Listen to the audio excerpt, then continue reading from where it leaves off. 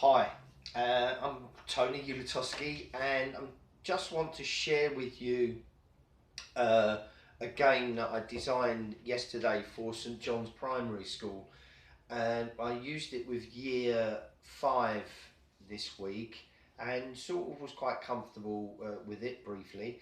But yesterday I worked with Year 3. So working with Year 3, I split the class into two, so there was 15 each side. It's quite a big class, and the observers, the ones observing the players, had their hands on their dantian, so they're observing the players of the game. The players of the game were embracing the tree, so they're holding this shape. And first, when we do this in class, we do it like this. And so they were holding this shape, and I asked them to walk around. So they were doing this sort of zombie type thing. So I then said, like, excuse me, I asked you to walk and not to behave like a zombie, and laughs and giggles and things like that. So making it all sort of fairly entertaining. And then I explained the rules of the game. They hold their shape, embracing the tree. When they get touched anywhere on their arm, okay, they rebound and go in a different direction. They touch and they go in a different direction. So this is the game, rebound. If they get touched on their back, what they then do is they stand still. So if anybody sort of bumps into them, they stand still like this. If they touch anywhere on their arm, they just change direction wherever they go. They have to do this with their eyes closed. So you limit the space. So they're actually not too tight, they can move around, but you'll notice that they squint and they're looking through their eyes. But this is where the observers then give them feedback. I asked the observers to look for honesty, someone who's keeping their eyes closed, someone who was touched in their back and so they stand still. That shows respect for the rules of the game. So they're looking for these qualities. The person that speaks up in the observers, when they put their hand up to speak, they need courage and confidence to speak out about their friends, but they're speaking positively, they're being constructive and in their observations of their friends, their peers that are walking around and working. And as this develops, there's more and more concentration. So the more concentration is there, the listening skills are being developed. They're just being aware of their space. So self-awareness. This then incorporates physical literacy.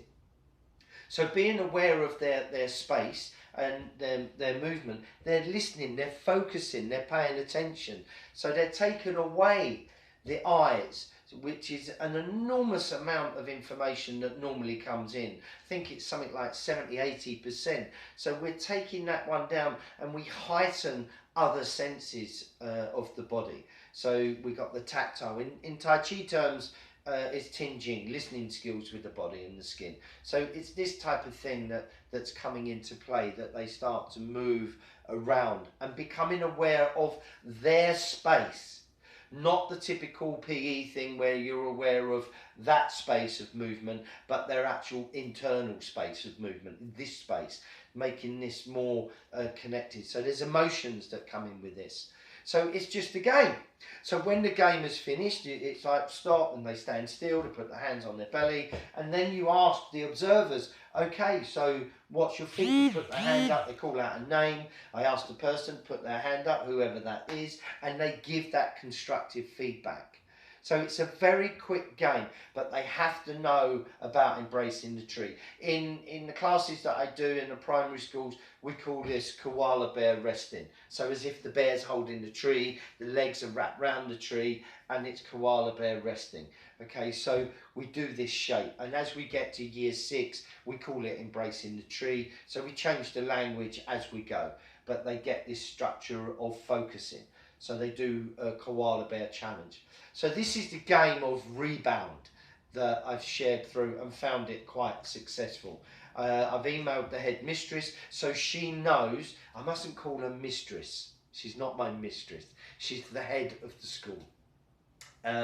to let her know what I'm doing within the class, to see whether she asked the teachers and get feedback from the teachers. On the day, it was really quite heightened. I asked the children, did you enjoy that game? And it was like, yeah, we loved it, and that type of thing, which is lovely. And then the teacher, I said, how did you find that? Said, really good, enjoyed the qualities and the character strengths that we're trying to work with, from positive psychology as well as Tai Chi and physical literacy as well. So we're putting the whole thing in there together, which was sort of fabulous. So I thought I'd just share that with you, a quick idea of how we do Rebound with children. I don't know the minimum amount, but you obviously need quite a few students doing it and the ones observing, really. So you can have one or two observing and looking for those characters. Then character strengths, you might need to limit the place. It depends on your environment as well. Health and safety, just be aware of all that. So that's your job of awareness. Self-awareness is one of my strengths, so I'm quite tuned to that type of thing. I might try and get some pictures and some little videos of the children doing this, but the laws and all that type of stuff, I cannot promise that. So I hope you find that good information, really. So go away and play, embrace the tree and move, baby.